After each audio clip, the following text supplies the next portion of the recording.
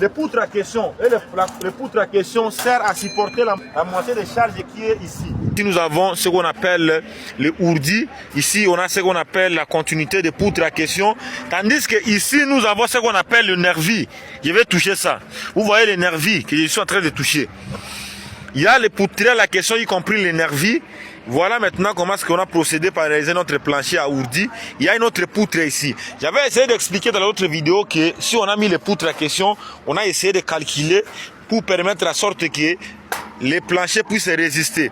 La partie ici, là où il y a le ourdi à question, c'est la moitié de la poutre ici, la moitié de la poutre ici, et la moitié de la poutre ici qui supporte la charge qui est ici. Tandis que ici, la moitié de la poutre ici, et la moitié de la poutre ici et la poutre qui est justement là-bas qui supporte la charge de ourdi qui est justement ici. Parce que les planchers à ourdi présentent aussi des risques que vous devez en respecter. Et si et seulement si les risques à question n'est pas respectés, les planchers peuvent s'effondrer directement. C'est la raison pour laquelle j'ai essayé d'initier une vidéo explicative sur ce que nous sommes en train de faire. Si vous voyez ici, nous avons ce qu'on appelle ici, ce qu'on appelle ici poutre. Les poutres à question servent, les poutres à question et les poutres à question servent à supporter la moitié de la charge qui est ici. Tandis que les poutres ici et notre poutre qui est là-bas supporte la charge de ourdi qui est ici. Ce qu'on appelle le nervi. Ce qu'on appelle le nervi. Ça, nous avons ce qu'on appelle la massif de vibrance. Donc ici, nous avons ce que on parle de la réservation de notre ascenseur, c'est ici. Et là-bas, il est en train de tisser pour chercher comment ferrailler parce qu'à bientôt, on va procéder par notre ferraillage à béton. Essayez de voir comment il est en train d'effectuer les travaux. Donc, c'est comme ça que nous procédons par notre réalisation de R+8. Nous sommes maintenant à l'étape de coulage du béton. On effectue le coulage, vibration ainsi que le compactage directement sur notre plancher en ourdi. Je vais essayer de tourner un peu pour que vous puissiez voir comment est-ce que nous réalisons notre projet de plancher à ourdi. Essayez de regarder concrètement comment est-ce que les travaux ça évolue ici au Royaume du Maroc. C'est comme ça que votre expert ingénieur civil Victor Djoumoulou est en train de vous montrer le domaine d'IBTP. Si vous voulez en savoir plus sur l'intégralité, restez connectés et abonnez-vous pour ne pas manquer la suite de la vidéo. Là, je suis en train de continuer sur l'explication des coulages des planchers en ourdi, plutôt, pour que vous puissiez voir comment est-ce que nous sommes en train de réaliser.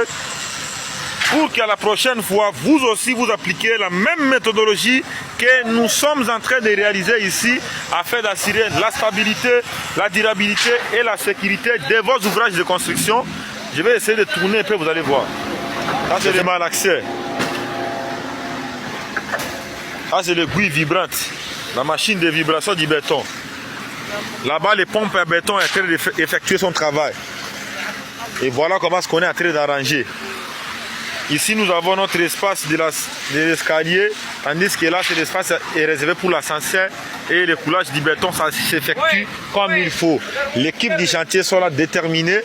Lui, il est en train de couler et ils sont en train de compacter, damer directement et les vibrations, ça continue.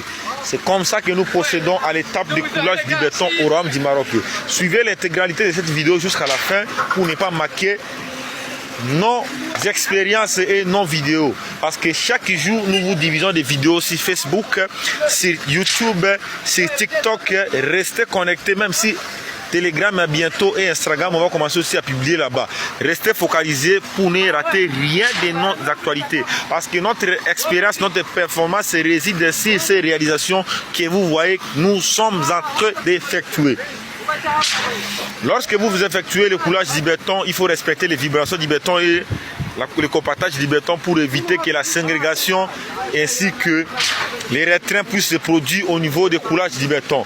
C'est pour cette raison que je vous montre toujours nos planchers à ourdi que nous réalisons. Vous avez toujours l'impression de voir ça, que c'est très propre, c'est très lisse, c'est crucial plutôt. Vous ne savez pas comment est-ce qu'on a procédé à utiliser pour les réaliser. Voilà comment est-ce qu'on a procédé et on effectue le coulage au même moment et ça évolue en parfaite santé. Donc vous devez me suivre sur Facebook, YouTube, TikTok Même Instagram, j'avais commencé à publier, mais je vais recommencer encore à publier. Donc, 3 chaînes qui est actuellement au top, c'est YouTube, Facebook, TikTok, que je suis actif. Chaque jour, je divise 2 ou 3 vidéos chaque jour, ainsi que des textes pour vous expliquer comment est-ce que nous procédons à réaliser sur la partie pratique ainsi que la partie théorique. Parce qu'on ne peut pas seulement expliquer la partie théorique et ça pourtant passer par l'étape la pratique. On ne peut pas aussi faire la pratique, sa théorie. C'est pourquoi j'ai mélangé plutôt le tout pour vous expliquer concrètement comment est-ce que nous procédons à notre projet de R+8. Comme vous le voyez et vous le constatez, que nous continuons, on vient de démarrer notre aiguille vibrante pour procéder par les vibrations du béton. Voilà.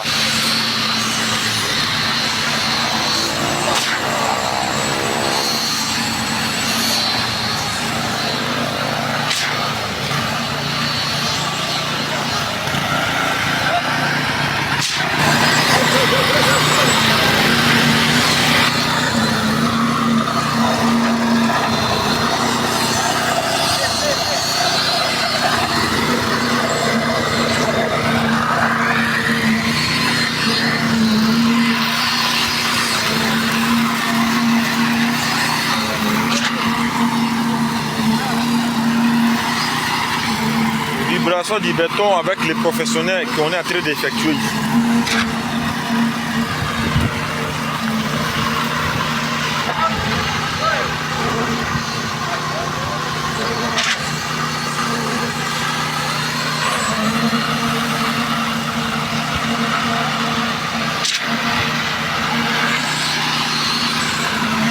Pourquoi on fait les vibrations du béton? On fait les vibrations du béton, c'est pour éliminer que nous puissions enregistrer ce qu'on appelle la ségrégation du béton, soit le retrait du béton. C'est pour cette raison qu'on effectue ce qu'on appelle les vibrations du béton pour assurer la qualité d'un bon béton à exécuter.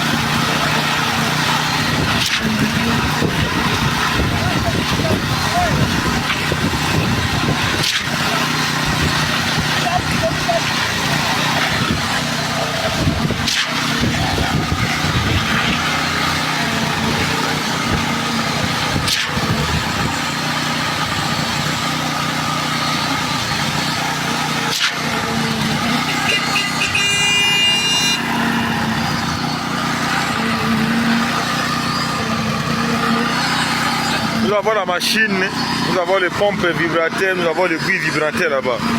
Nous avons la pompe, la pression ça sort ici, ça va jusque là-bas, maintenant ça donne pression maintenant pour vibrer les bétons.